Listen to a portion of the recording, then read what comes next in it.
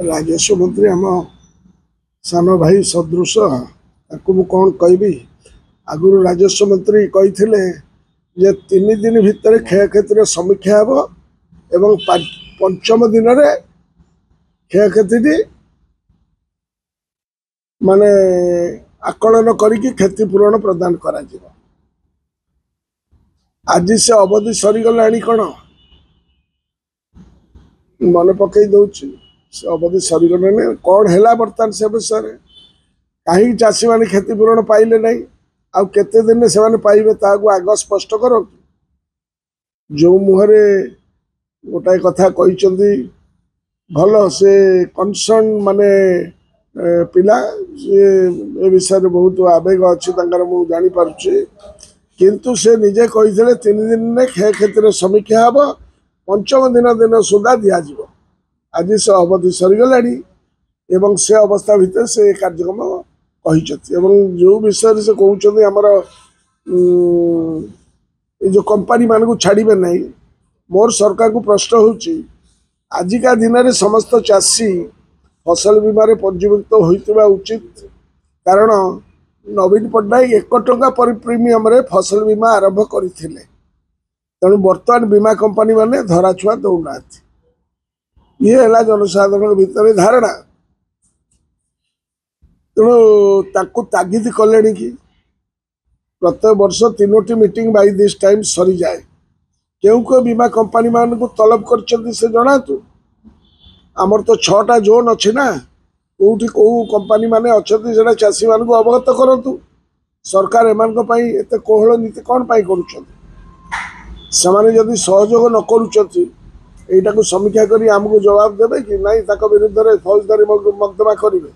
तेज जा प्रकृत कथा जना पड़ो जो क्षय क्षति आकलन पर मुख्यमंत्री अलग मैंने बुली से मोर सीधा सड़क प्रश्न जे जो एकर पिछा आम रखीचु 13 क्विंटाल एवं एकर पिछा 19 क्विंटाल तुम तो 3100 टका हिसाब से दब जोटा जलसेचित अण जलसेचित तार आकलन जदि कर जो चाषी मान चाषी उजुड़ी जाइए 3100 टका हिसाब से दबार व्यवस्था केबे सुधा करेंगे से कथाटी को प्रकाश कर तेज जाए जानबू जे जो बुलुंट कार्यक्रम करुँचा फलवती हम ना खाली हेडलाइन मैनेजमेंट करने कार्यक्रम न कर बहुत बहुत माने नवेदन करुँच ये कथाटा से बाटे कर नवीन बाबू अमल एक कथा हो ना जे कंपनी माने बेसी टंका नेबे एवं कम टंका चाषी मान को देवे से जिनस आम बेले नथिला वर्तमान जो देखा जाउची जे कंपनी माने धरा छुआ दौना सरकार को पाखे सरकार कहतु कौ कंपनी मानकर कौ दिन मीटिंग कर जो स्टेट लेवल कमिटी अच्छी से कमिटीर मीटिंग कर सारे कि जार एग्रीकल्चर सेक्रेटरी हेले कन्वीनर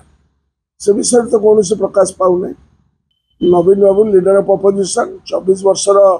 मुख्यमंत्री रही से लोक पाक जीवे विरोधी दलर जो भूमिका से सफल भाव में रूपायन करने लोक पाक जावा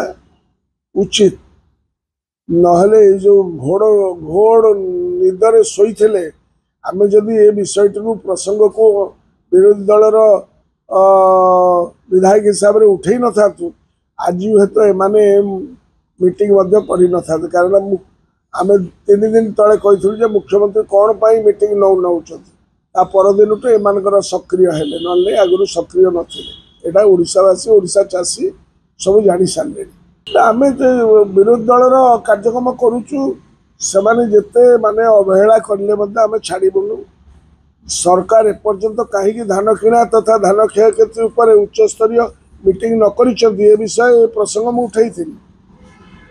तापर सब कार्यक्रम है ना अदिनिया वर्षा केबे डिसेम्बर मासरे एमिति केबे हवाटा आमे देखि नथि तेणुक यार सुफलता किभली भाव में आम चाषी भाई मैंने पाइबे सेटा है सबुठ बड़ कथा राजनीति न करा जाऊ एति निवेदन करूँ